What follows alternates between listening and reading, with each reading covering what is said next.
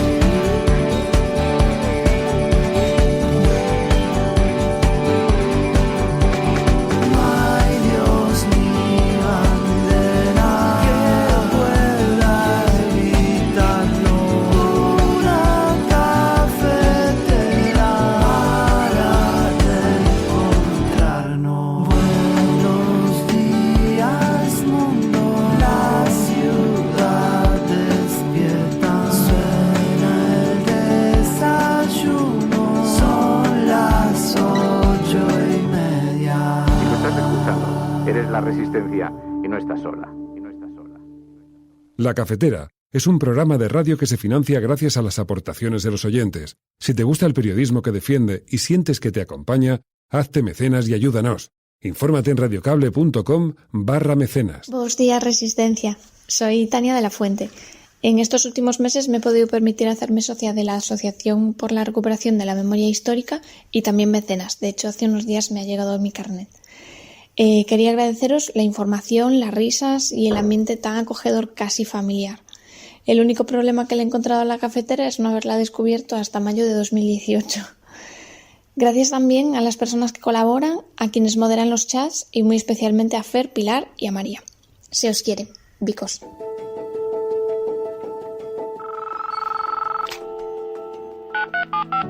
Son las 8:30 de la mañana. Las 7:30 en la Casa Museo de José Saramago, en Tías, Lanzarote. Buenos días, mundo. ¿Quieres un café? La Cafetera. Dirige Fernando Berlín. En el programa La Cafetera de Radio Cable. La ha entrevistado Fernando Berlín en La Cafetera. En una entrevista en Radio Cable. Durante 20 minutos en Radio Cable y dice todo lo que van a escuchar. Mañana en La Cafetera de Radio Cable. Radio Cable, que ha conseguido una auténtica primicia. Ha entrevistado esta mañana y ha conseguido situar esa entrevista y lo que le ha dicho en los titulares. Con María Navarro y Pilar de la Peña. Que tuviera cuidado porque con las cosas que había dicho, que yo le oí la grabación del programa de Fernando Berlín, Mire, yo parafraseando a Radio Cable, no estás sola. Europa зараз повинна прокинутися. Europe has to wake up now. Europe's largest nuclear plant is on fire. At this very moment, Russian tanks are shooting at nuclear reactor blocks. The World Health Organization is seriously concerned about a massive humanitarian catastrophe in Ukraine, and the number one priority is to get really this influx, the humanitarian corridor. Quiero agradecer, después de la comparecencia en el Congreso de los Diputados, la unidad que se vivió y que se vio en todos los grupos parlamentarios ayer en el Congreso de los Diputados. Creo que es fundamental también que todos los partidos políticos estén detrás, en este caso, del Gobierno de España y, sin duda alguna, también unidos al resto de Estados miembros de la Unión Europea. El Gobierno de España sigue trabajando con el presidente a la cabeza en la diplomacia. Nunca vamos a abandonar la diplomacia y, por tanto, la paz y las salidas dialogadas y negociadas en momentos muy duros, siempre de la mano de las Naciones Unidas, pero siempre sabiendo que el pueblo ucraniano debe de ser ayudado. Desde luego, lo que no pensamos es que la escalada bélica vaya a llevar a una situación mejor de la que estamos ahora, para nada. Y creemos que, desde luego, los ucranianos tienen el derecho a la defensa propia, insisto, tienen que defenderse ante una agresión como la que están sufriendo. Pero creemos que la comunidad internacional, la Unión Europea, tenemos que actuar para que la guerra pare ya, que haya un alto el fuego. Y creemos que la vía no es apoyar pues esa escalada bélica, sino apostar por otras vías. Y es evidente que tenemos un compromiso en el marco de la OTAN de incrementar nuestra participación en el presupuesto de defensa. Lo hemos ido haciendo de forma paulatina, tímida, a lo largo de esta legislatura, pero como usted bien dice, cuando llegue el momento de hacer presupuesto tendremos que plantearnos esas prioridades y estoy convencida de que pondremos el dinero en aquellos lugares que mejor preserven el interés general.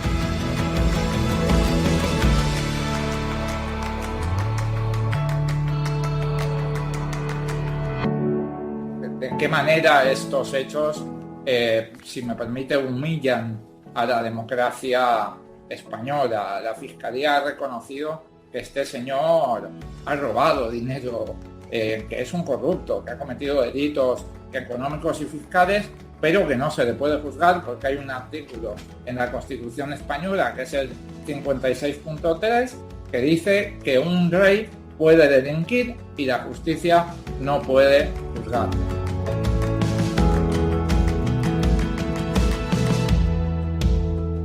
Las posibles heridas que hubo durante las últimas semanas y a presentar un proyecto futuro. Y todos nos hemos comprometido, en primer lugar, a cicatrizar las posibles heridas que hubo durante las últimas semanas y a presentar un proyecto futuro. Y ya estamos en el futuro. ¿Hemos de analizar el pasado para no cometer los errores del pasado? Sin duda. ¿Y del pasado no podemos renunciar? Evidentemente. Pero del pasado tenemos que aprender y en este momento estamos absolutamente metidos en el futuro. El presidente Casado y el exsecretario general del partido son diputados en Cortes y por tanto tienen su acta de diputados y le corresponde a ellos ejercer los derechos para los que fueron elegidos o tomar otras decisiones, pero eso ya no me corresponde a mí analizarlo en ningún caso.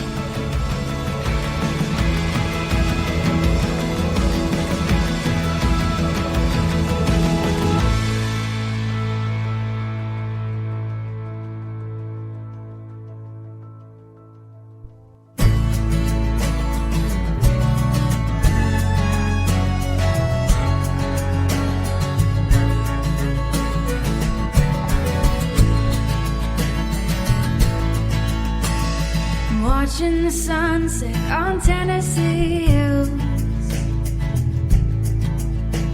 I wish I could capture it, I never will. 'Cause I'm not a painter, can't stay in the lines. Just sitting here sipping on dandelion wine. It's starting to rain, but I don't feel a thing. Sitting now rocking on that old porch swing. 'Cause I found me something that tastes like springtime. Just sitting here sipping on dandelion wine. All my life I've known some things you can't control.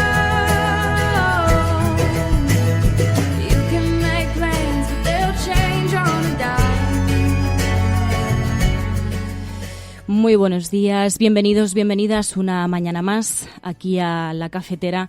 Hoy es 4 de marzo de 2022, un día en el que seguimos de cerca la guerra de Ucrania y también las consecuencias. Y conviene empezar con los testimonios que ha ido recogiendo el fotoperiodista Emilio Morenati. Él nos hablaba de Bogdan, de 41 años, que se despedía de su esposa Lena, de 35, en un tren a Lviv, en la estación de Kiev, en Ucrania, el jueves 3 de marzo de 2022. Bogdan, decía, se queda a luchar mientras su esposa y su hijo, de 2 años, abandonan el país para buscar refugio en un país vecino. Mientras también una pareja se despide en un tren con destino también a Lviv, en la estación de Kiev, en Ucrania. Los hombres ucranianos tienen que quedarse para luchar en la guerra mientras las mujeres y los niños abandonan el país para buscar refugio en un país vecino. También nos habla de la historia de Stanislav, de 40 años, que se despide de su hijo, David, de 2 años, y de su esposa Ana, de 35, en un tren también a Lviv, en la estación de Kiev, en Ucrania. Stanislav tiene que quedarse atrás para luchar en la guerra mientras su familia sale del país para buscar refugio en un país vecino. Estos son solo, como decía, algunas de las escenas que se han visto en la estación de tren de Kiev, en Ucrania, retratadas por el fotoperiodista Emilio Morenati. Como cuenta La Vanguardia, despedidas y lágrimas han llenado la estación de Kiev en el desespero por huir del terror de la guerra. La invasión rusa de Ucrania ha obligado ya a más de 1 millón de personas a huir de su país en solo una semana. Y del millón de personas que ha escapado de la guerra, más del 40% son niños y niñas, según Save the Children. Esto es lo que está sucediendo, esto es lo que están pasando las personas expulsadas de su país, de Ucrania. Ayer conocimos que Ucrania y Rusia acordaron abrir corredores humanitarios. Y hoy nos levantamos con el ataque a la planta nuclear de Zaporizhia. Según cuentan las autoridades, no ha habido víctimas. Pero ayer también Michelle Bachelet, alta comisionada de la ONU para los Derechos Humanos, alertaba de que decenas de millones de personas están en peligro de muerte en Ucrania. Son motivos más que suficientes para pedir que esto pare. Naciones Unidas calcula que esta guerra puede provocar hasta 5 millones de personas refugiadas. ¿De verdad les diremos a estas personas que la única alternativa a la guerra es la guerra y la huida de sus hogares? Ayer en la cafetera, Jordi Calvo, coordinador del Centro de Estudios de Paz, nos dijo que hay que encontrar un interlocutor válido o utilizar a China como mediador, que esa puede ser la solución por vía diplomática. Y es que mientras, la ciudadanía está liderando una ola de solidaridad sin precedentes. Ayer veíamos la imagen en Berlín de numerosos ciudadanos y ciudadanas que recibían en la estación central de tren a las personas refugiadas que llegaban, ofreciéndoles ayuda y una habitación gratis para quedarse, demostrando una vez más que muchos pocos pueden hacer mucho. Como dijo en este programa Pilar del Río, periodista y presidenta de la Fundación José Saramago, ¿cómo puede ser que tengamos herramientas para la guerra y no para la paz? Las hay, y hay que trabajar en ellas, unos por la vía diplomática y los demás, la ciudadanía, por la vía de la solidaridad. Una vez más, en este programa recordamos que si queremos, podemos hacer que las cosas salgan bien, podemos hacer que todo salga bien.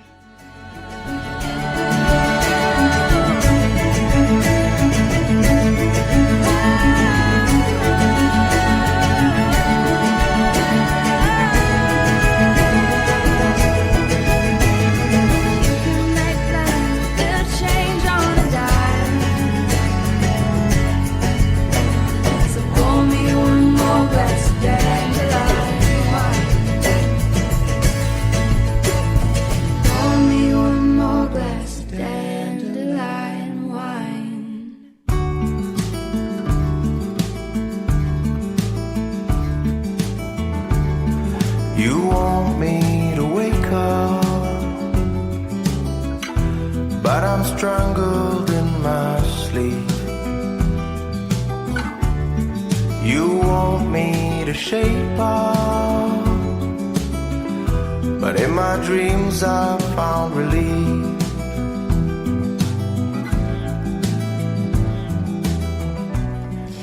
Bueno, una vez más, buenos días a todos y a todas.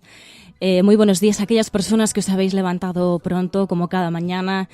Ya veo por aquí a Odiseya, Ferina, a Buscadora de Estrellas, a Odem, a Daniel García.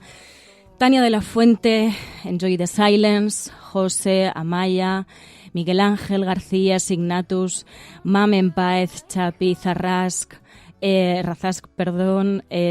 también tenemos por aquí Anés Tormenta. Muy buenos días a todos y a todas.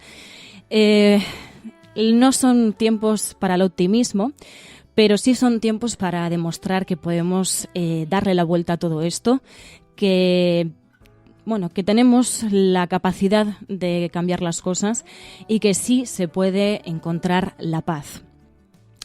El hashtag de hoy es la cafetera China Páralo. Almohadilla la cafetera China Páralo. Como decíamos, esto viene por lo que comentamos ayer con Jordi Calvo, coordinador del Centro de las Estudios de Paz. Con él hablamos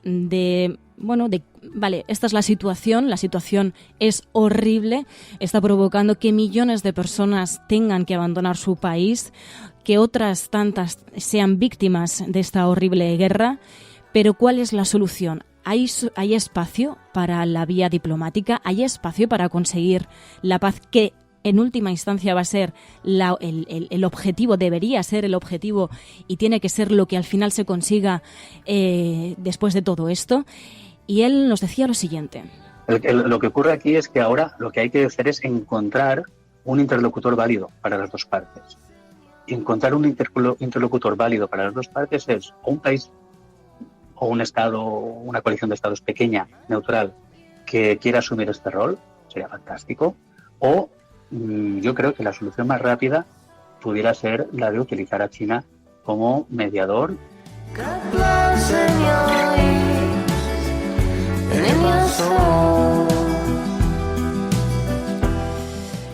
Así escuchábamos ayer a Jordi Calvo del Centre de las en la cafetera, con el que conversábamos sobre las posibilidades, sobre las vías que tenemos encima de la mesa y cuáles son las posibilidades de llegar a una solución que termine con esta guerra y que podamos encontrar la paz, ya no por nosotros y por nosotras que lo vemos desde nuestro sillón, sino por los millones de personas de los que alertaba ya la propia Naciones Unidas, que podían ser potencialmente víctimas mortales. Lo decía Michelle Bachelet, alta comisionada de Naciones Unidas para los Derechos Humanos. Alertaba: decenas de millones de personas están en peligro de muerte en Ucrania. Tens of millions of people remain in the country in potentially mortal danger. I'm deeply concerned that the current escalation of military operations will further heighten the harm they face.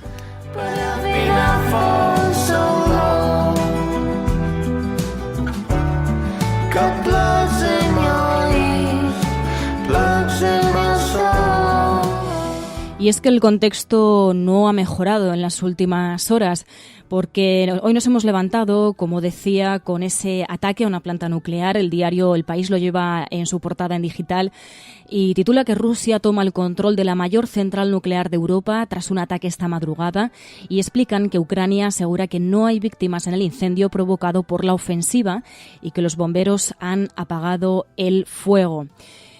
Sobre esto lanzaba el propio presidente de Ucrania, Zelensky, y se dirigía a Europa tras este ataque a la planta nuclear y decía: Europa debe despertar.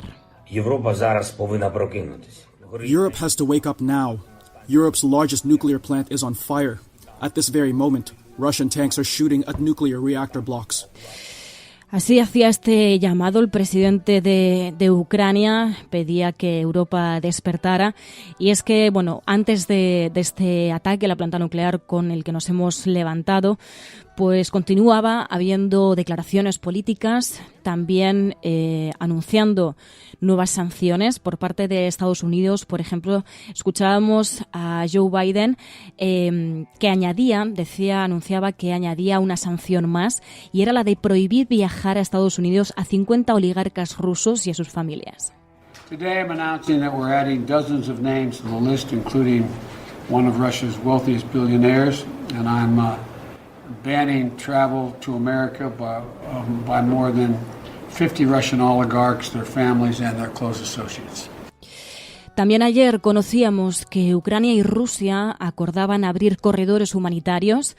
Esto lo lleva en portada el diario.es. Dice, mientras Macron avisaba de que lo peor estaba por llegar. El caso es que desde la Organización Mundial de la Salud, uno de sus dirigentes pedía corredores humanitarios para hacer llegar material humanitario. Lo decía, lanzaba este mensaje para la agencia Reuters. The World Health Organization is seriously concerned about a massive humanitarian catastrophe in Ukraine, and the number one priority is to get really this influx, the humanitarian corridor. Got bloods in your ears, bloods in my soul. De hecho, desde la propia OMS, desde la propia Organización Mundial de la Salud, alertaban sobre un posible aumento también del COVID-19 en Ucrania y urgía establecer un corredor humanitario, como escuchábamos ahora este dirigente de la Organización Mundial de la Salud. El caso es que la Agencia Sanitaria de la ONU destacaba que el bajo número de pruebas realizado desde el comienzo de la ofensiva rusa en Ucrania abre también la posibilidad de que haya una importante transmisión de coronavirus no detectada. Decían, la semana anterior a las operaciones militares el país había experimentado un reciente aumento de casos de COVID y decían que la ayuda sanitaria llegaba a Polonia, pero faltaba un acceso seguro para distribuirla. De ahí, decían, la necesidad de corredores humanitarios para hacer llegar este material sanitario, lo decía la Organización Mundial de la Salud.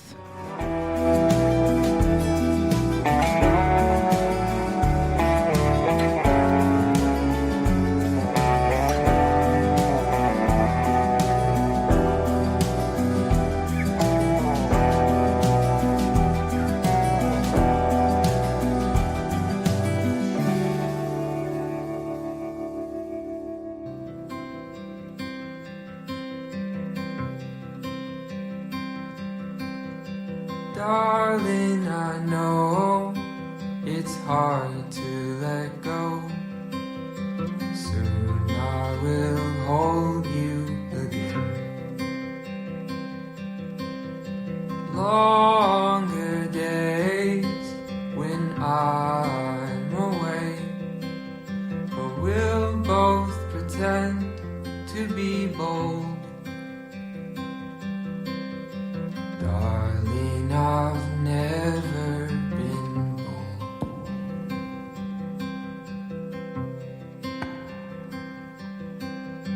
Flowers you brought, my stomach in knots.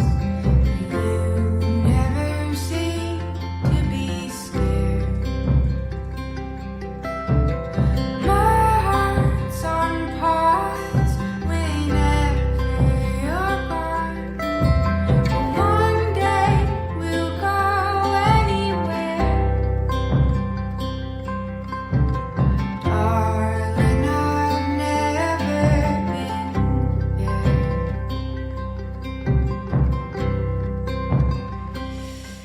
Si nos vamos a las portadas de periódico, nos encontramos con titulares como dice el diario El País, Rusia castiga a las ciudades, el ejército de Putin avanza en el sur y el este de Ucrania y lanza ataques devastadores en las urbes. Hablan también de que la Unión Europea abre la puerta a todos los refugiados de Ucrania pese a las reticencias de países del este. En el diario ABC llevan en portada una de las imágenes de esas despedidas en la estación de tren y dicen: el alto el fuego solo para permitir el éxodo del horror. Ucrania y Rusia acuerdan establecer corredores humanitarios para facilitar la huida de los refugiados, 1 millón en apenas una semana de invasión. En el diario El Mundo llevan que la Unión Europea abre sus fronteras sin condiciones a los ucranianos, activa una medida histórica que les permitirá vivir y trabajar sin pedir asilo. Además, destacan que Ucrania y Rusia pactan crear corredores humanitarios para evacuar a los civiles de las zonas de combate.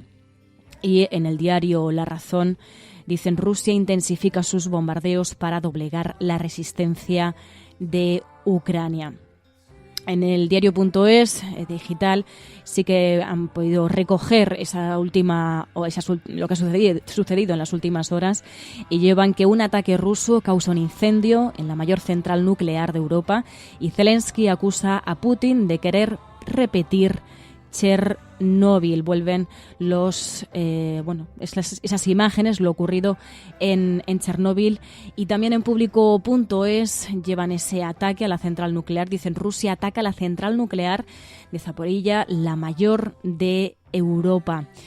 También, por cierto, hablan del periodista Pablo González, que se encuentra en prisión provisional en Polonia, acusado de espionaje. Dicen que el abogado del reportero explica que el Consulado de España en Polonia le ha comunicado la situación de González después de nada más y nada menos que 4 días sin saber nada de él.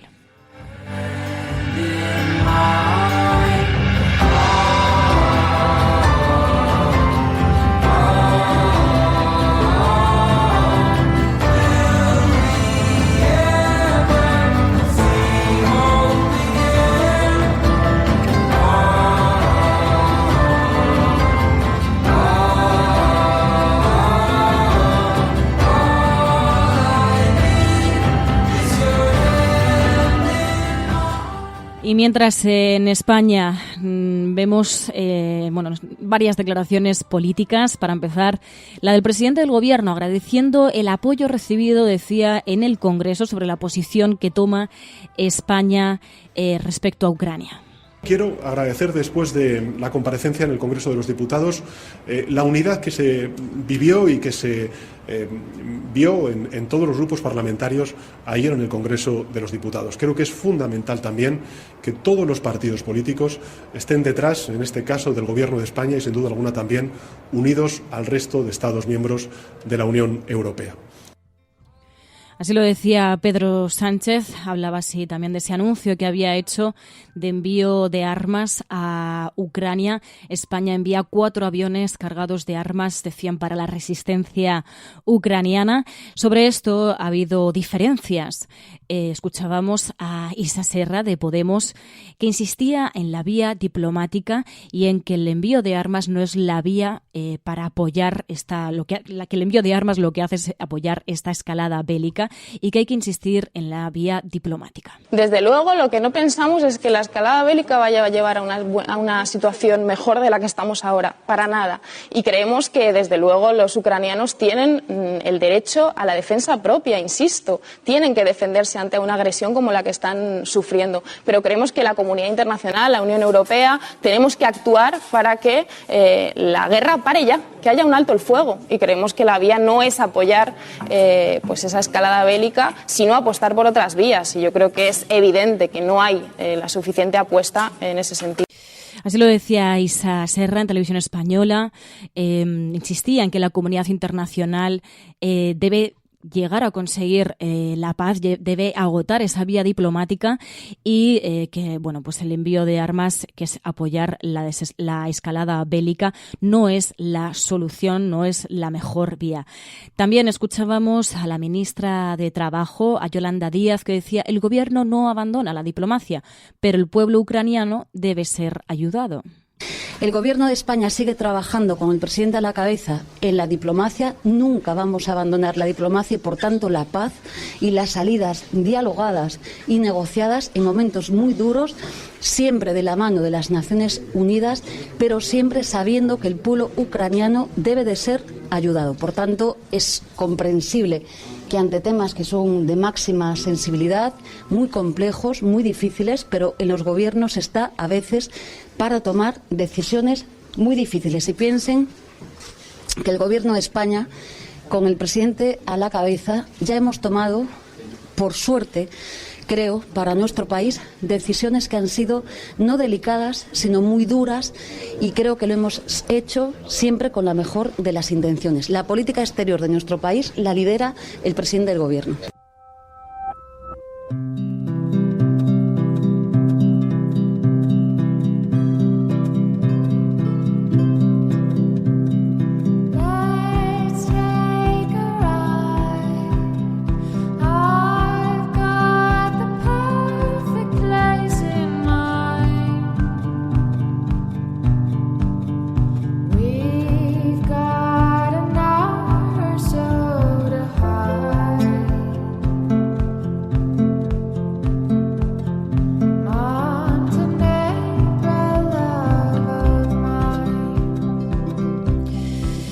Ahí vemos las diferencias entre la ministra de Trabajo, Yolanda Díaz, que apoyaba la decisión del presidente, anunciada por el presidente del Gobierno, de la posición que va a tomar España respecto a Ucrania. Las diferencias también con Podemos. Escuchábamos a Isa Serra en Televisión Española insistiendo en que la decisión tomada por el Gobierno de España no es la mejor vía para resolver el conflicto, sino que se tiene que agotar la vía diplomática. Luego también se están abriendo varias incógnitas también sobre cuál es la posición que debe tomar cada país también respecto a sí mismos. Y hemos conocido que, por ejemplo, Alemania ya ha multiplicado su inversión en defensa. Este es otro de los asuntos que abre este conflicto. Y es qué posición deben tomar en cuanto a la inversión de defensa los distintos países de la Unión Europea. Sobre esto le preguntaban en Hora 25, en la cadena SER, a Josep Borrell. Y él, pues insistía en que sí, que se tenían que tomar ciertas medidas sobre este asunto, pero ayer a María Jesús Montero, la ministra de Hacienda de España, también le preguntaban sobre este asunto.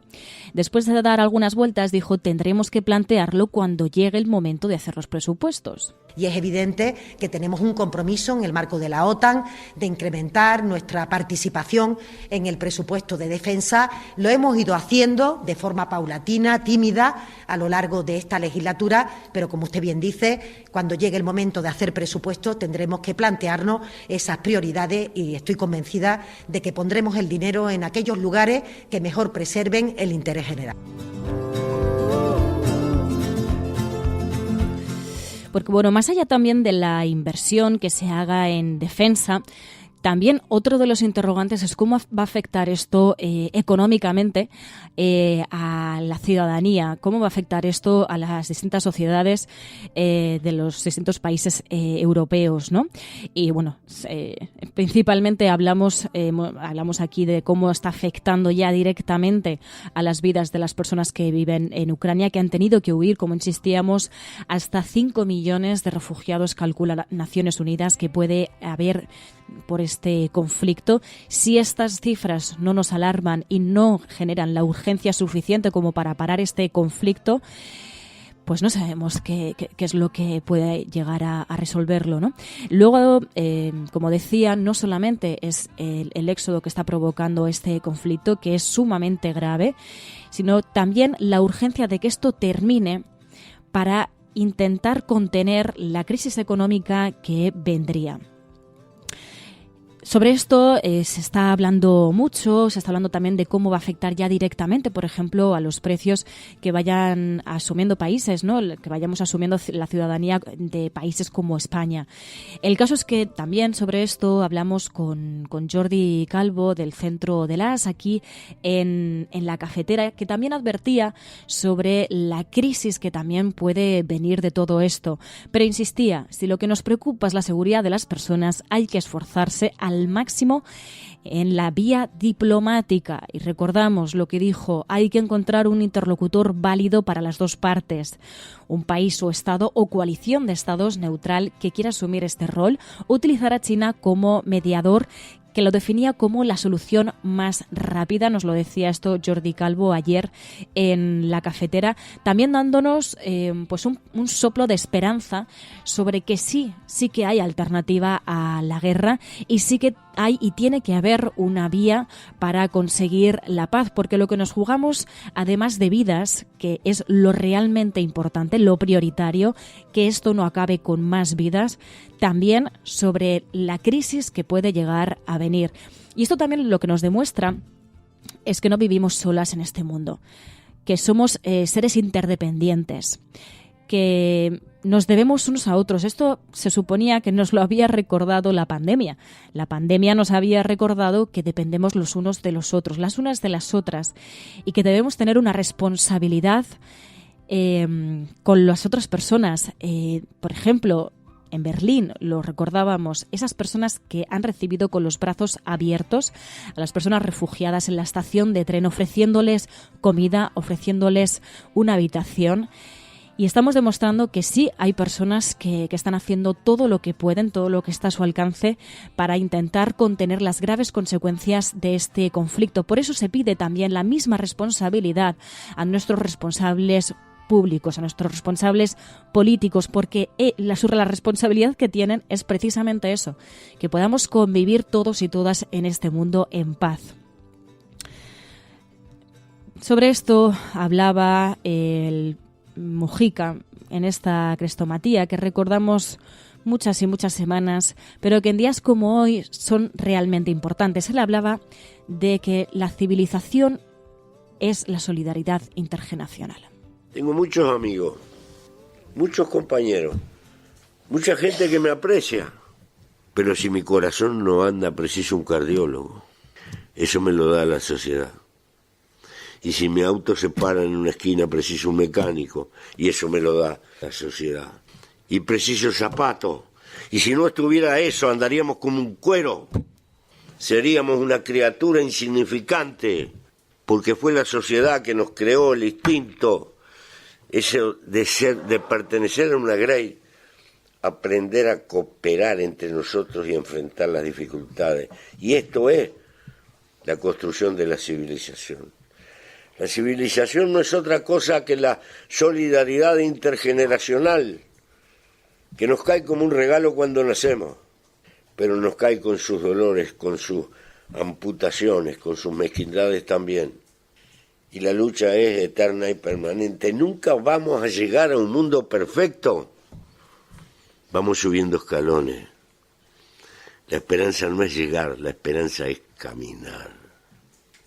No hay triunfo seguro. El único triunfo es volverse a levantar cada vez que uno cae y volver a empezar. ¿Por qué? Porque al fin y al cabo, el primer valor es la vida. Y el único milagro que hay arriba de la tierra es haber nacido.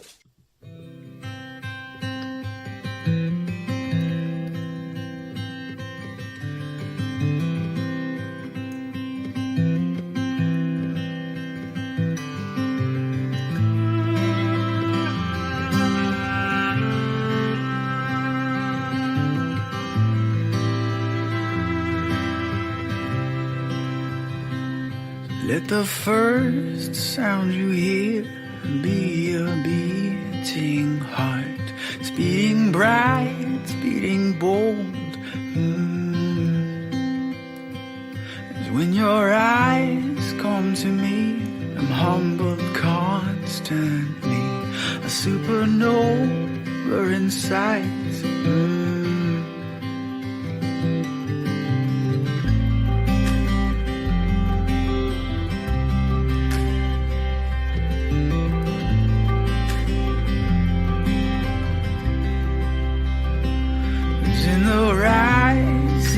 Fall of the mountains in your breath. There are dreams, there are dreams.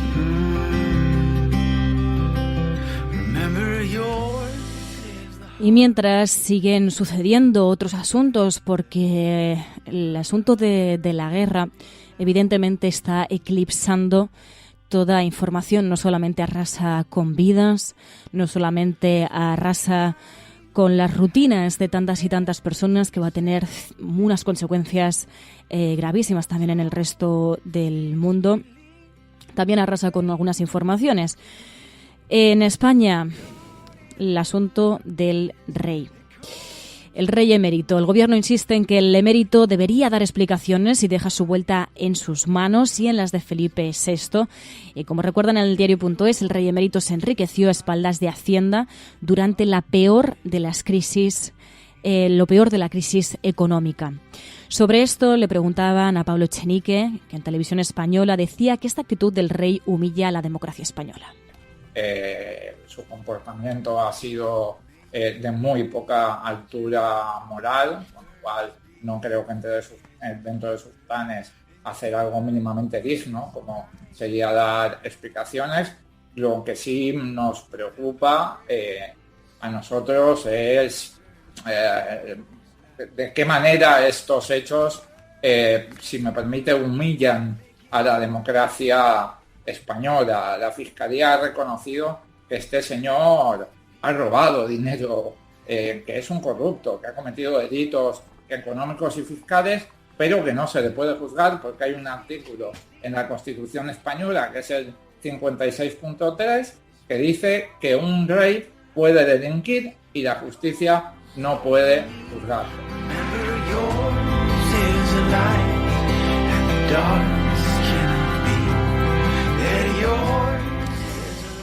Y el caso es que, así como vemos esta posición por parte de Unidas Podemos, Pablo Echenique decía que este comportamiento del rey humilla a la democracia española, pues Feijóo se mojaba.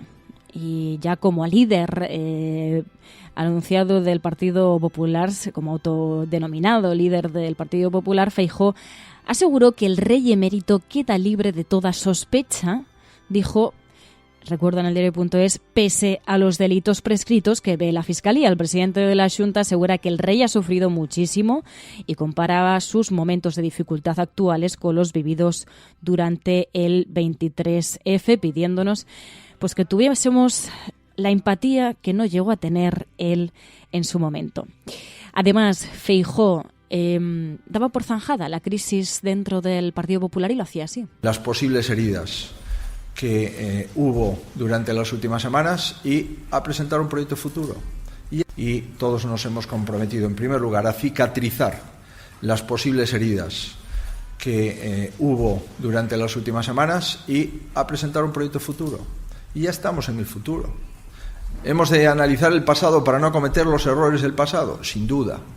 ¿Y del pasado no podemos renunciar? Evidentemente. Pero del pasado tenemos que aprender.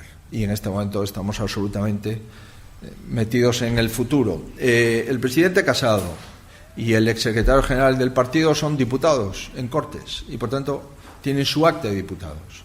Y le corresponde a ellos ejercer los derechos para los que fueron elegidos o tomar otras decisiones. Pero eso ya no me corresponde a mí analizarlo, en ningún caso.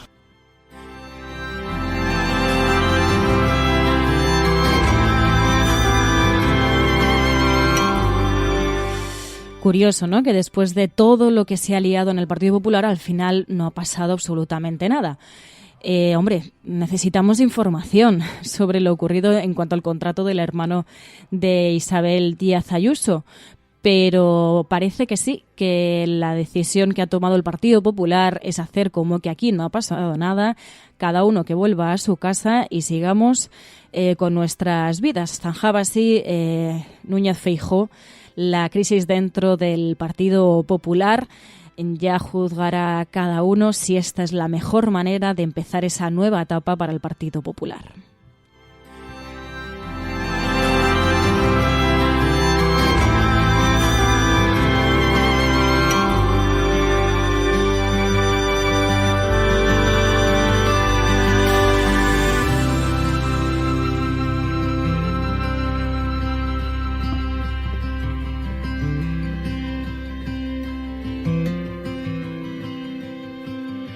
As you fall into stars, you find your place among the orchards. Know you're perfect as you are.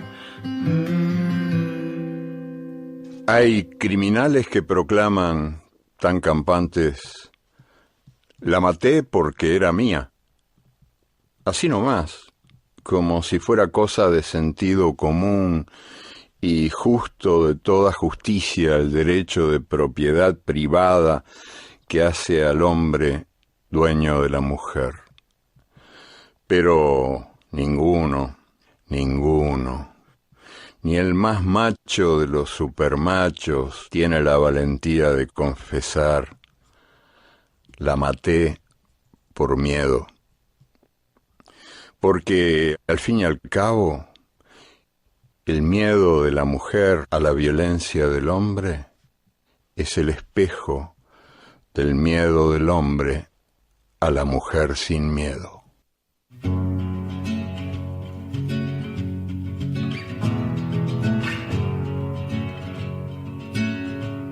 I was waiting in the undertow, set adrift with featherweight like bows. unaware of where my heart would flow. I was waiting in the undertow. Escuchábamos a Eduardo Galeano sobre esa reflexión contra la violencia machista, porque como nos recordabais, también han sucedido otras cosas, y entre ellas el asesinato machista de 2 mujeres en menos de 24 horas. 2 mujeres han sido asesinadas por sus parejas en un intervalo de apenas 24 horas. La primera víctima fue una joven de 32 años, el miércoles en Pozuelo de Alarcón, en Madrid, y la segunda, de 45 años, este mismo jueves en la localidad toledana de Maqueda. Decían que ambas compartían una situación común, y es que estaban en trámites de separación de sus parejas, de sus maridos. Decían también que los presuntos asesinos también cometieron un acto similar. Y es que después de acabar con la vida de estas mujeres, se suicidaron. Insistimos en los teléfonos, en los servicios de asistencia a víctimas de violencia de género, el 016, y sobre todo también a la sociedad, a quienes estemos en el entorno de posibles víctimas de violencia machista, también esa corresponsabilidad para intentar evitar estos horribles asesinatos. Desde la delegación del Gobierno contra la violencia de género, lo contábamos aquí hace unos días, pusieron en marcha ese protocolo para que en algunas farmacias pues se preparase ese protocolo para que fuesen un lugar también de denuncia contra las violencias contra las mujeres. Ayer mismo la delegación del Gobierno contra la violencia de género confirmaba el asesinato, como decíamos, de la mujer de 32 años en Madrid. El 2 de marzo, decían, por presunta violencia de género. Recordaban que el número de mujeres asesinadas por violencia de género asciende a 5 en 2022 y a 1.131 desde 2003. Además, esta víctima tenía un hijo y 3 hijas menores de edad, y existían denuncias previas por violencia de género contra el presunto agresor. Así que sí, hay fallos en el sistema y esto no debería de estar ocurriendo. Tendremos que poner todos los medios para evitar estos horribles asesinatos, y que tomen cuenta también desde la delegación del Gobierno para poner todos los esfuerzos en facilitar esas denuncias. En este caso había denuncias previas, y que después de denunciar pues se salvaguarde la vida de estas mujeres. Queda mucho por hacer, nos queda mucho por hacer como sociedad para evitar estos horribles asesinatos, pero podemos hacerlo. Podemos implicarnos y tener y tomar también la responsabilidad que tenemos como sociedad. Unaware of where my heart would flow. I was waiting in the undertow, and I was dreaming of the love I love. I fell asleep within an autumn flow. I never knew I drew so far from home, while I was waiting in the undertow. Vamos con internacional. Programas de radio, de televisión en España, la prensa burlándose de nuestra propuesta. Podrán decir todos los periódicos del mundo lo que quieran. Que a democracia va a ganar. En España, el ex vicepresidente del gobierno... En España finaliza el recuento de votos en los comicios municipales y autonómicos con una participación del 64%. Rodrigo Rato is under investigation. Dejaré lo mejor de mí, para poder estar a la altura de la confianza que ustedes me han entregado. No olvidamos justicia, verdad, respeto. Seguimos. Y esta semana ha estado en el foco de los medios de comunicación internacionales el anuncio de Pedro Sánchez de que España finalmente enviará armas a Ucrania. Esto ha sido especialmente destacado. Muchos señalan el giro de 180 grados, también las fricciones con Podemos, Pilar de la Peña. Sí, la verdad es que el anuncio de Pedro Sánchez en el Congreso de esta semana, ya te digo que es recogido por numerosos medios de todo el planeta, y la lectura que hacen es que hablan de un giro de 180 grados, de un cambio de política. Incluso hay un diario italiano, el Fatto Quotidiano, que habla de slalom en el gobierno con esta decisión. Todos los medios que lo recogen pues destacan que hasta ahora la posición de España había sido digamos, mostrarse partidarios de participar en la ayuda a Ucrania de forma, digamos, conjunta con la Unión Europea, dentro de la Unión Europea, a diferencia de otros muchos países que habían optado también por unilateralmente y de forma bilateral con Ucrania enviar material militar.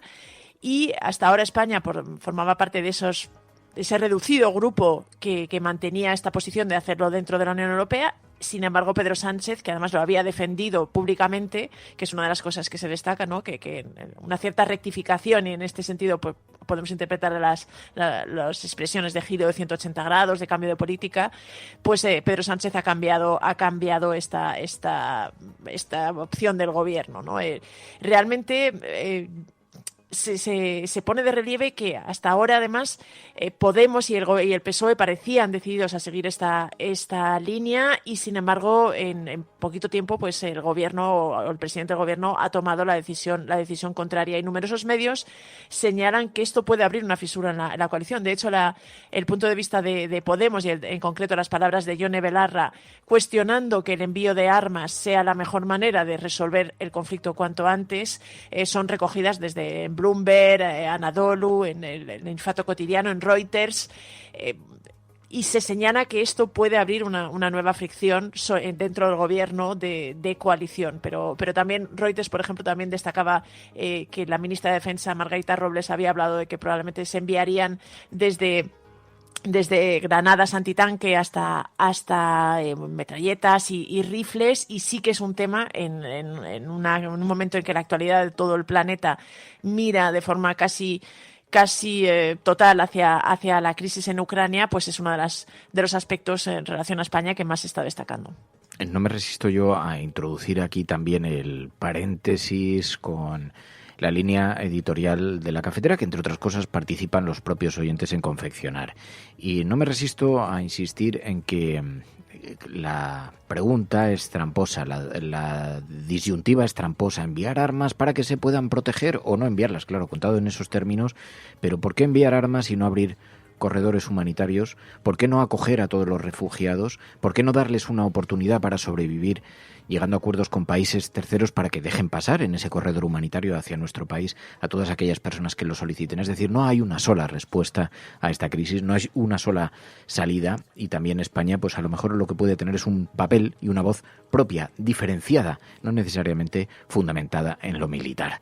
Dicho lo cual, también en relación con Ucrania, algunos medios de comunicación internacionales han mirado a España en ese debate sobre cómo reducir la dependencia europea del gas ruso, ¿no? Sí, la verdad es que es uno de los aspectos en relación a estos días. Ya te digo que la actualidad internacional y los medios están prácticamente centrados al 100% en la crisis en Ucrania, pero sobre España sí se ha destacado. He visto, por ejemplo, artículos en The Economist, en Bloomberg, en Reuters, que hablaban un poco, incluso la RTBF, Al Jazeera, que hablaban un poco de este debate que hay ahora mismo en Europa ante los temores de que la guerra en Ucrania pues conlleve una reducción del suministro de gas de Rusia en numerosos países de Europa que son muy dependientes del gas ruso, y en este sentido se ha abierto el debate sobre cómo reducir esta dependencia, y uno de los países que ha emergido y en los que más se está mirando es España. En concreto se destaca que España es uno de los países de Europa menos dependiente del gas ruso, porque la mayor parte del gas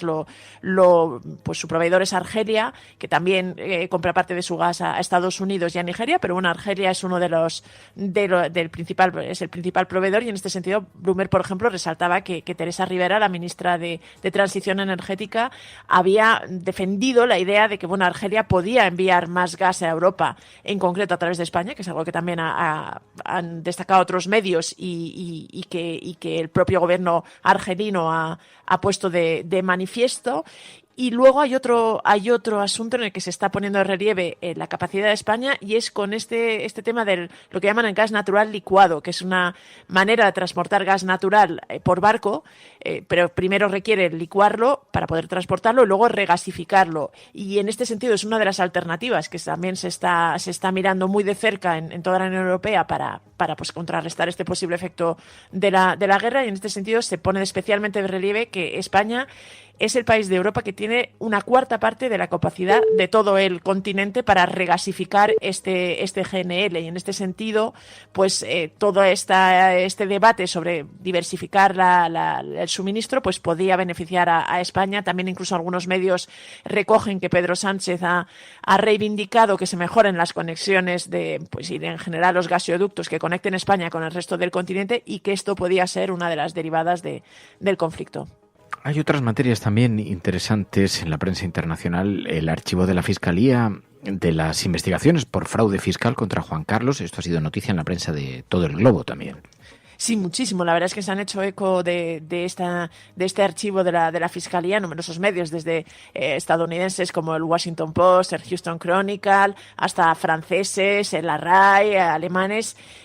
Digamos que era una noticia hasta cierto punto esperada. Hay que recordar que además la prensa internacional no solo ha estado muy pendiente de todo este caso, sino que en muchos momentos ha llevado incluso la voz cantante, ¿no? Hay que recordar que, por ejemplo, la Tribune de Genève fue el diario que desveló la cuenta en Suiza de Juan Carlos. De Telegraph, el diario británico, también ha publicado muchas revelaciones sobre digamos, la fortuna oculta del monarca emérito, del exmonarca español.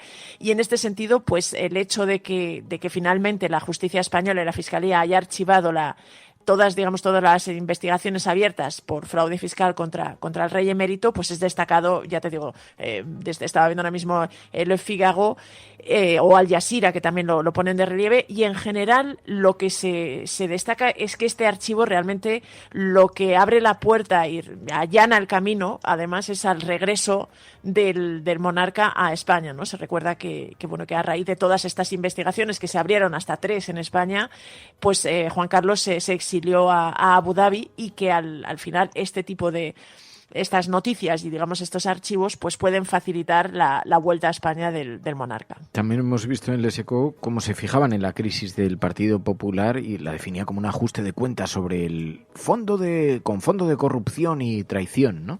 Sí, la verdad es que digamos el lenguaje para describir lo que la crisis del PP me ha llamado la atención en este artículo que de Les Echos, que firma Cécile Thibault, la corresponsal que alguna vez la hemos tenido aquí en la cafetera, que conoce muy bien la política española, y hablaba de eso, ¿no? De cómo había sido un poco un ajuste de cuentas, incluso un linchamiento, ¿no? Explicaba, dice, Pablo Casado todavía sigue sin poder creérselo, ¿no? Porque en 15 días ha pasado de flamante líder de la oposición a prácticamente ser un paria en su propio partido. Y además lo ha hecho después de realmente de haber enarbolado una especie de bandera moral para denunciar la corrupción, o para realmente señalar un posible caso de corrupción en torno a Isabel Díaz Ayuso por las comisiones que habría cobrado su hermano en un contrato de mascarillas.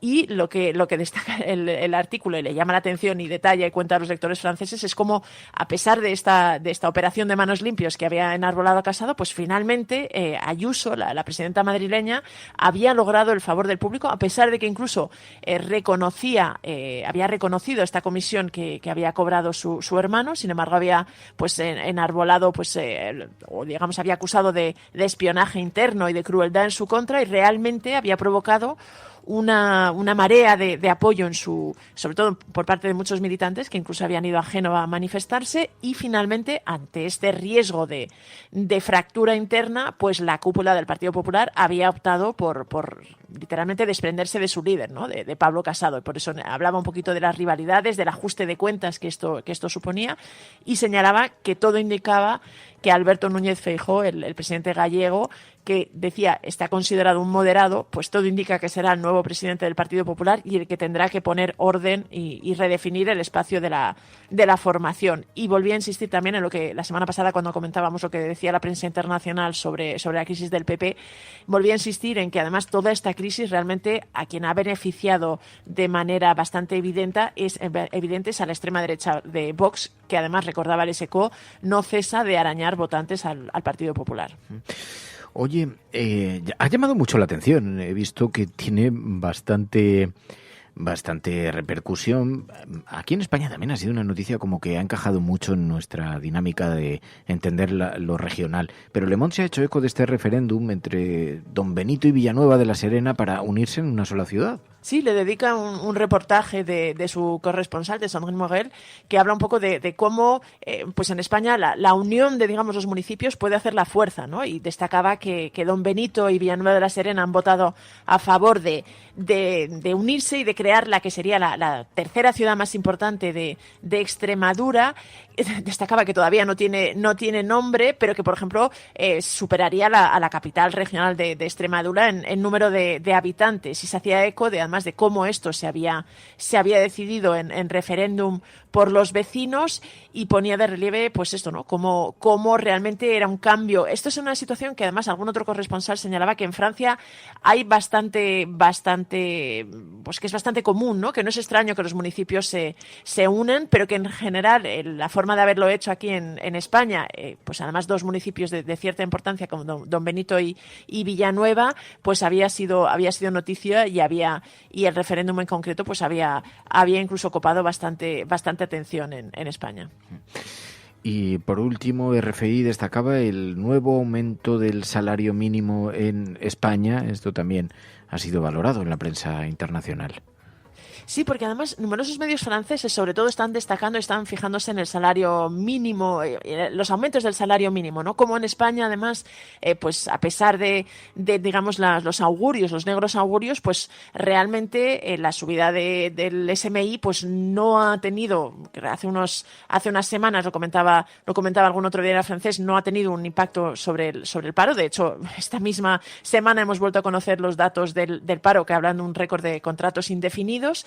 Y en este sentido, el reportaje de Radio France International lo que destacaba era pues cómo el gobierno había aprobado un nuevo aumento del salario mínimo, que ya iba a superar el umbral simbólico de los 1.000 euros a partir de enero de 2022 y con efectos retroactivos, que en este caso pues había sido entre elogios del sindicato y sin el aval de la patronal, y detallaba un poquito el impacto que estaba teniendo y cómo ya estaba beneficiando a numerosos trabajadores, ¿no? Destacaba que incluso también que a pesar de que los sindicatos habían celebrado este aumento, advertían que seguía por debajo de los 1.060 euros de salario mínimo, que es la recomendación de la Unión Europea, con lo cual defendían que se podía ir incluso un poquito más allá. Y el reportaje señalaba que España, de todas formas, sigue teniendo que recuperarse de 2 décadas de desigualdad económica que han dejado un 21% de población en riesgo de pobreza.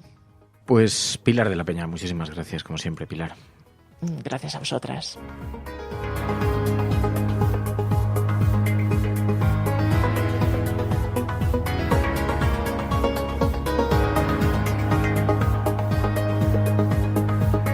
La Cafetera es un programa de radio que se financia gracias a las aportaciones de los oyentes. Si te gusta el periodismo que defiende y sientes que te acompaña, hazte mecenas y ayúdanos. Infórmate en radiocable.com/mecenas. La Cafetera y Neutral presentan Plata o plomo. El mundo en series. En el Juego de Tronos, o ganas o mueres. Con Fernando Merlín y Ana Pastor. ¿Sabes dónde estás? Es una radio pirata. De la zona neutral. Nos recuerda un poco por qué luchamos. Una radio pirata de la zona neutral que nos recuerda un poco por qué luchamos. Ana Pastor, muy buenos días, Plata Plomo. Muy buenos días. Ana Pastor, Neutral. Bueno, vivimos unos días de una extraordinaria tensión. Hay una preocupación global por cómo se va incrementando la confrontación entre Rusia y Ucrania. Y en estos días, la verdad, es muy apropiado acercarnos a esta temática para comprender un poquito mejor la naturaleza del conflicto y a los protagonistas. Y decías, yo tengo además una selección de algunos documentales, uno de los cuales he visto concretamente que quiero que mencionemos para hablar del que se ha convertido en el gran villano, en Vladimir Putin. Putin de pequeño ya era todo un luchador. Putin tiene un lado vengativo. Es un hombre que nunca olvida un desaire. Su motivación está bastante clara. Quiere hacer de Rusia algo grandioso otra vez. Es un patriótico convencido. Un presidente no se hace en unos meses, en un chasquido. Es imposible. Ese es el código del espía. Ni se olvida ni se perdona nada.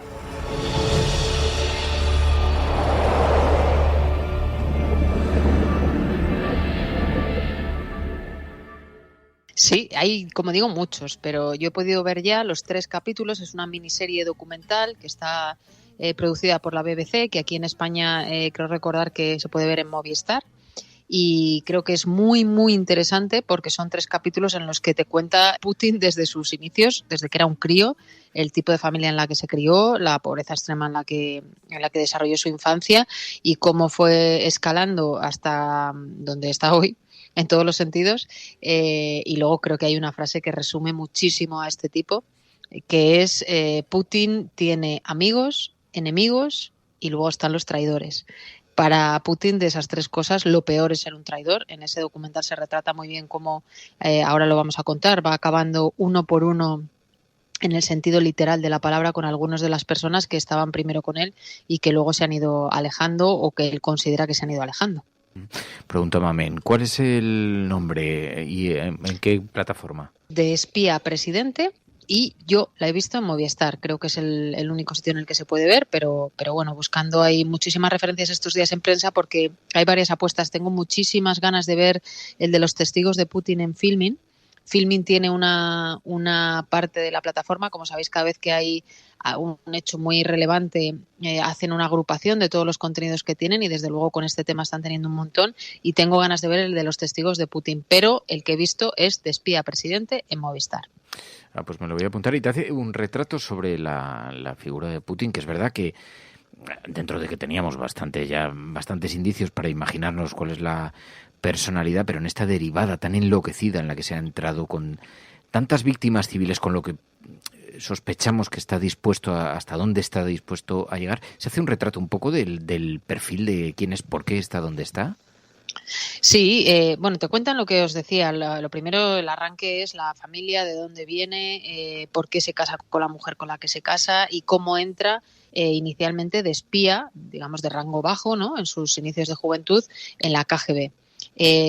Cuando él está en la KGB, uno de los destinos que tiene es Dresde, Alemania, y allí cuentan también que no es un lugar en el que él se sintiera muy cómodo, termina volviendo con su familia desde allí, vuelve a Rusia y, bueno, digamos que empieza a ser promocionado internamente y termina dirigiendo, como sabéis, los servicios secretos, la KGB. Todo el rato se le retrata como un hombre, por un lado, despiadado, y por otro lado, no sé cómo decirlo, es un personaje inquietante, no sé el propio rostro, que por cierto también en el documental cuentan las veces que se ha operado. ¿Ah, sí? Si le veis si veis en las imágenes de los últimos días, tiene la cara muy muy hinchada. Si lo comparas con cualquiera de las imágenes de hace no tanto, y porque dicen que el tipo es bastante obsesivo en muchos sentidos. El documental es interesante porque sé que quien me esté escuchando va a decir, claro, es un documental británico anglosajón contra los rusos y tal. No, en el documental hay voces de todo tipo. Hay, por supuesto, voces muy, muy críticas que explican cómo Putin ha ido acabando, como he dicho antes, matando o ordenando matar a algunos de los que él consideraba traidores, pero también hay gente que ha trabajado para él y que no habla mal de él. Hay un periodista, de hecho, que le ha entrevistado varias veces que también aparece en el documental, si no recuerdo mal es un periodista ruso. Y lo que es para mí es estremecedor es la lista de víctimas, pues eso, entre los llamados traidores. Tienes desde un tipo que era un oligarca que aparece muerto en Londres, que no sé si recordáis que fue envenenado mientras estaba tomando un café con alguien. La periodista, como sabéis, también muy muy conocida, Ana Politkovskaya, que fue tiroteada en la puerta de su casa. No se sabe quién pagó el asesinato, no se sabe quién lo ordenó, pero era muy muy crítica, entre otras cosas, con el tipo de cosas que estamos viendo que hace Putin ahora, pero que lleva haciendo ya un tiempo, y es inquietante. Es verdad que nunca se ha podido demostrar que sea él. De hecho, una entrevista en la NBC hace un año y pico, el periodista americano que le entrevista le dice directamente: ¿es usted un asesino? Y Putin se ríe. hace una especie de respuesta así de aquella manera y el periodista le dice, no me ha respondido. Y entonces Putin ahí pues dice que bueno, que él con la gente con la que trabaja pues no tiene ningún problema y que, en fin, que no dice un no, quiero decir, ¿vale? Todos somos el producto de nuestra experiencia, de nuestros orígenes y de nuestra educación. Vladimir Putin viene del KGB soviético, una de las organizaciones más represivas de la historia de la humanidad. Está haciendo lo que le enseñaron a hacer. Manipular, mentir, reclutar, reprimir.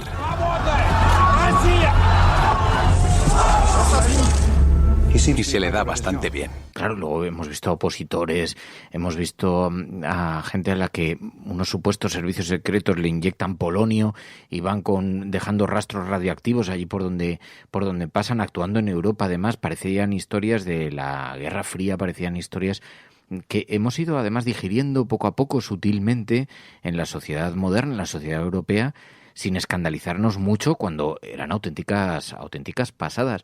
Bueno, pues es un retrato que hace este documental, dices que está en Movistar. Es una serie, o sea, son varios capítulos. Sí, son 3 capítulos, cronológicamente ordenado el relato y, bueno, aparece su mujer, luego sabéis que Putin se divorció, quiere decir que toca muchos aspectos. Por ejemplo, me parece muy interesante la batalla por el poder político que hubo, él sabéis que era una especie de delfín de Yeltsin. Yeltsin es un político al que mucha gente recordará, no por lo político, sino por imágenes bastante desagradables que dejó públicamente porque tenía un problema con el alcohol. Y en aquellos finales de Yeltsin, Putin se empezó a posicionar muy bien, hubo una batalla interna crudísima allí para ver quién le sustituía.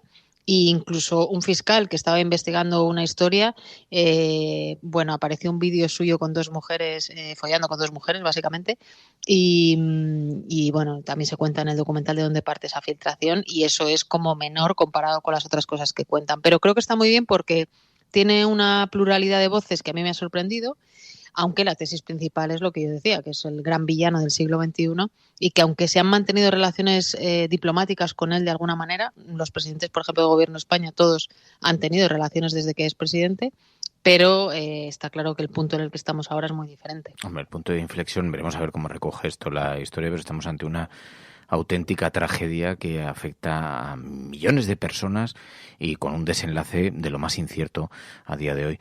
Pues esta era una, pero me has dicho, hay un montón. Si es que hay un montón de series que quieres ver otras también relacionadas. Hay un montón. Hay otro que se llama El Palacio de Putin, El Orgullo de Putin. Hay varios relacionados con el tema de Ucrania. Con lo que fue... hay uno que se llama, de hecho, La Batalla por Ucrania. Este documental, el de Movistar que estábamos comentando y también algunos otros, recuerdan algo que muchos analistas han dicho estos días y es que Putin tiene en su cabeza esta frase que le hemos oído a otro líder, que es volver a hacer Rusia grande. Ya sabéis que Trump decía Make America Great Again.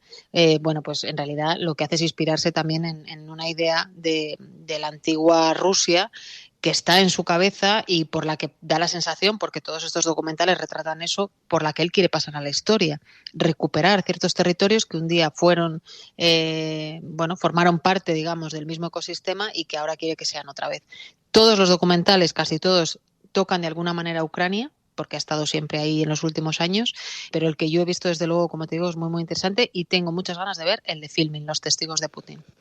Pues apuntamos la referencia. Ana Pastor, Neutral, gracias. Gracias. Plata o plomo. El mundo en series. En el Juego de Tronos, o ganas o mueres. Con Fernando Berlín y Ana Pastor. ¿Sabes dónde estás? Es una radio pirata. Peggy 18.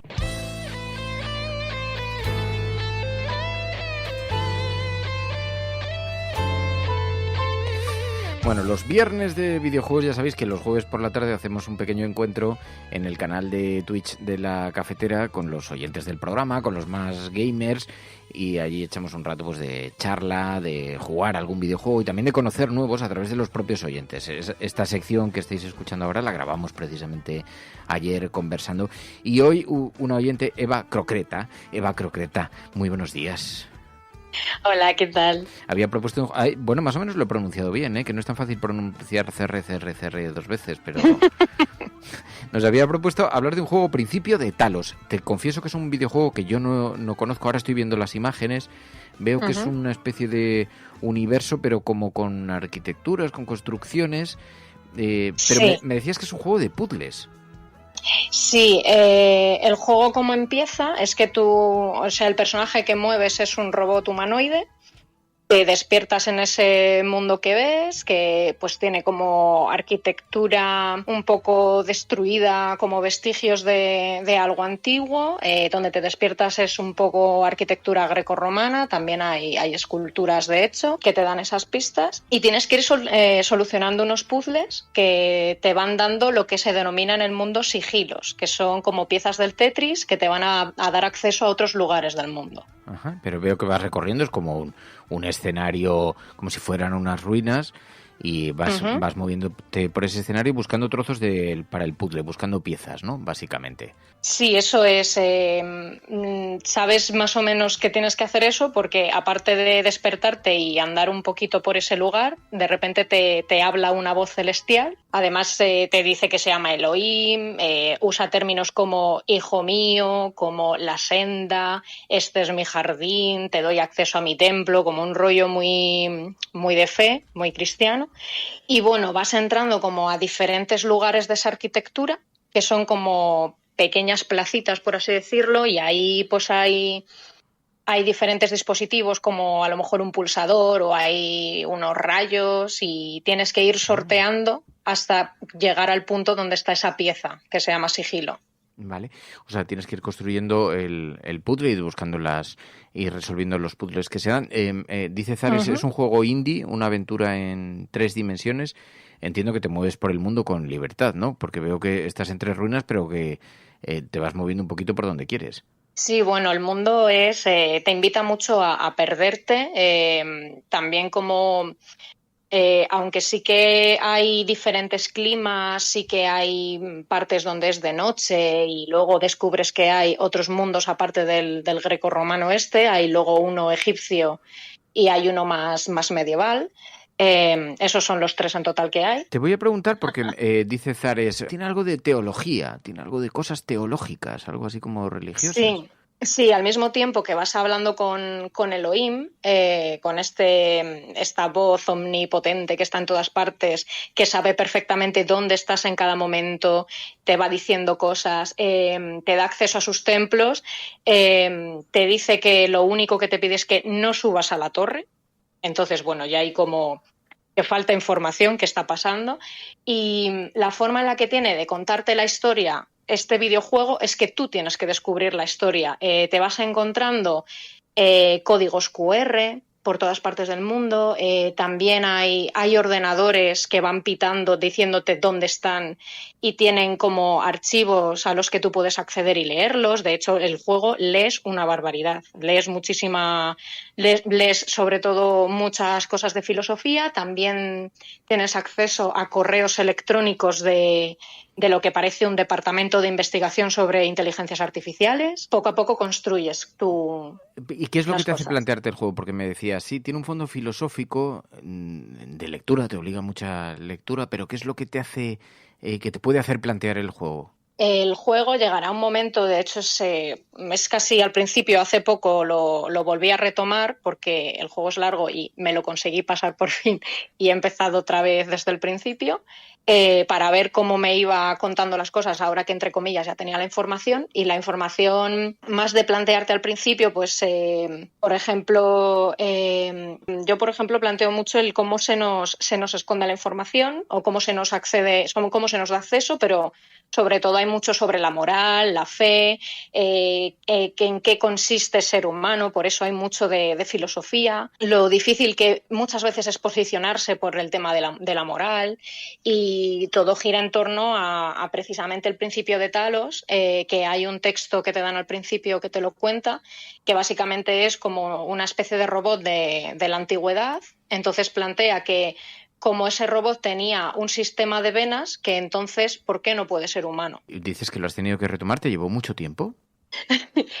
Sí, porque muchas veces estos puzzles pues se van complicando conforme avanzas en el juego y tiene como sus propios aparatos para pasarte los puzzles. Hay unos que son reflectores de luz y tienes que conectar las luces, pero hay veces que se te complica conectarlas. Bueno, y había uno en concreto.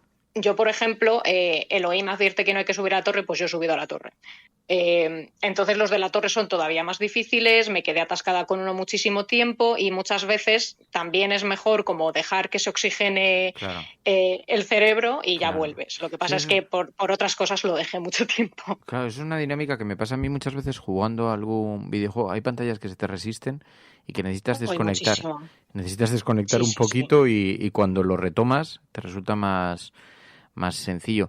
Dice, ¿te cuenta cosas sobre escenarios en los que te mueves? Pregunta Ángel Mora, ¿o son escenarios ficticios a pesar de que tiene esta ambientación así como grecorromana? Desde el primer momento se te está planteando que todo lo que hay ahí no es real, porque los propios escenarios tienen como glitches todo el rato. Hay veces que te acercas a un muro, por ejemplo, y de repente se glitchea y vuelve a aparecer. Entonces hay como pequeños, entre comillas, fallos del sistema. Y eso te lo plantean en un sentido de vestigios, de legado, porque luego también te encuentras como pistas de audio diarios y te habla de como el trabajo de una investigadora científica, pero te cuenta también sus sus historias cotidianas. Entonces te va dando pistas de que algo ha ocurrido y que tú estás ahí por algo. Yo lo veo un poco complicado. Estoy viendo las imágenes. Está muy bien porque es como que vas reuniendo piezas, ¿no? Y decías, piezas con las formas de las piezas del Tetris. Las vas reuniendo, que las vas encontrando en los escenarios. Y luego, una vez las tienes reunidas, tienes que conformar unas figuras y dependiendo pues se te van desbloqueando pantallas y demás, ¿no? Pero y dices, vale, te llevó mucho tiempo. ¿Cuánto tiempo? O sea, si yo me pongo cuántas horas, es un juego de cuántas horas. Claro, depende un poco de la habilidad y que la vas desarrollando, ¿no? Pero... A ver, depende de muchas cosas, depende de la habilidad, depende de lo que te piques con el juego, el tiempo libre que tengas, pero realmente no sabría decirte cuánto tiempo. A ver, tampoco es largo, porque yo creo que se invierte más tiempo perdiéndote y leyendo los textos, por ejemplo, pero al mismo tiempo es que creo que son súper necesarios, porque yo un consejo que doy para este juego siempre es que todo está en el mundo, búscalo bien. Ajá. O sea, para informarte bien de la historia, porque claro, o sea, tú puedes hacer el final fácil, por así decirlo, entre comillas, que es no ir a la torre, pasarte los 3 mundos estos que hay distintos, que es el grecorromano, el egipcio y el medieval, y ya te habrías pasado el juego. Es como que conquistas los 3 templos de Elohim y Elohim te abre las puertas a su templo eterno. Ese es, entre comillas, como un final más accesible, pero luego hay otros 2 finales. Dependiendo de eso, de la información que rescatas, de cómo te posicionas tú frente a lo que está ocurriendo, y ahí la información es que es clave. Es Principio de Talos. ¿Nos lo recomiendas, Eva? Yo sí lo recomiendo. En general, los juegos que son de mundos donde te invitan a perderte mucho, me encantan. No sé, tienen algo que me atraen mucho y los que te hacen pensar, te hacen reflexionar mucho, porque es eso, es como que de repente, o sea, cómo contraponerlo a la vida, o sea, cómo compararlo, perdón, siempre nos enseñan cosas que son como un dogma, pero realmente no nos explican muchas cosas el porqué de ello. Entonces, en ese sentido he visto mucha similitud. Y luego la relación que establecemos con las máquinas, o cómo están programadas y todo eso. Luego también, perdón, que se me ha olvidado, también hablas con otra inteligencia artificial que está dentro de los ordenadores que se llama Milton, que es como un asistente de biblioteca. Ajá. Entonces hay 2 contrapuntos de personalidad como muy potentes en este juego. Lo que veo es que tiene así como unos recursos gráficos muy, muy interesantes de cómo mezclar ese mundo antiguo con la tecnología, con lo tecnológico, con los números, muy cómo van fluyendo. Sí, es muy atractivo así visualmente. Bueno, pues es un juego prácticamente de construir puzzles en versión muy sofisticada, tecnológicamente bastante evolucionado y para explorar, para dedicar tiempo para esa exploración.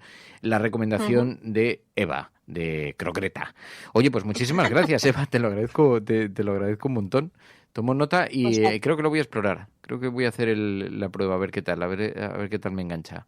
Venga, pues a ver qué tal. Yo creo que te va a gustar. Genial. Y nada, gracias a ti por el espacio. Gracias por la recomendación. Cuídate, Eva. Venga, igualmente.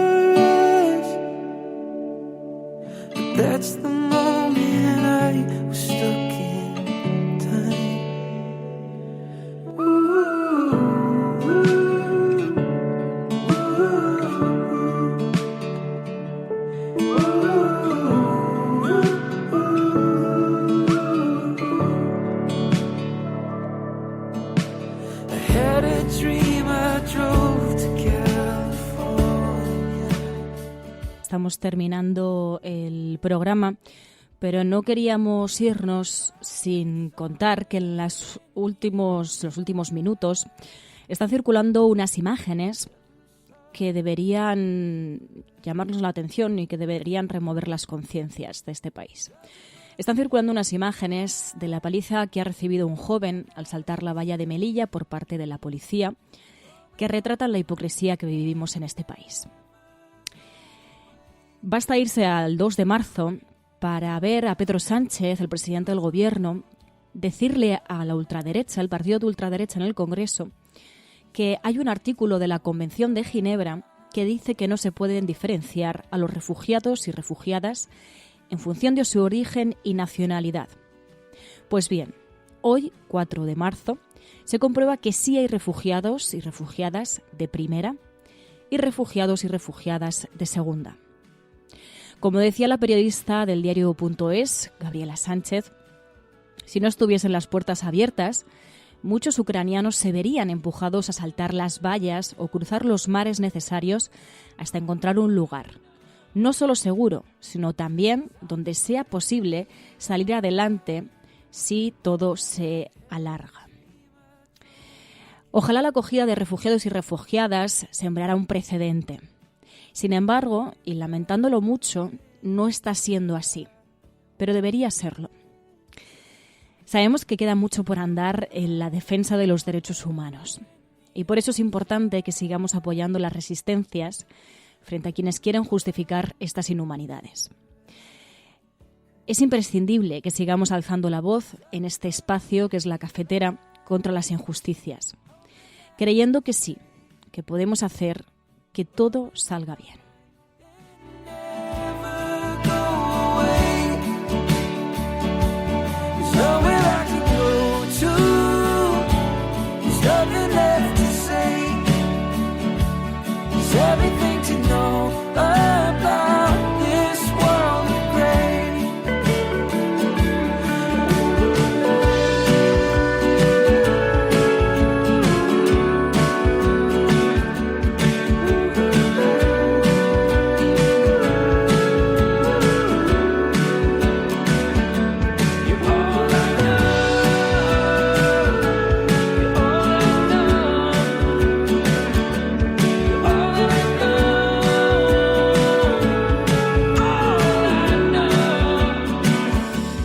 Y ahora sí nos vamos a despedir de este programa del 4 de marzo de 2022, esperanzados y esperanzadas también en que las cosas pueden cambiar, en que está en nuestra mano hacer que las cosas salgan mejor de lo que están y que no perdamos la esperanza porque eso es lo que quieren. Quieren vernos agotados y agotadas y pensar que la única manera de sobrellevar esto es asumir que que hay que aguantar una guerra, que hay que apoyar desde nuestro sofá una guerra, mientras millones de personas se ven abocadas a el exilio.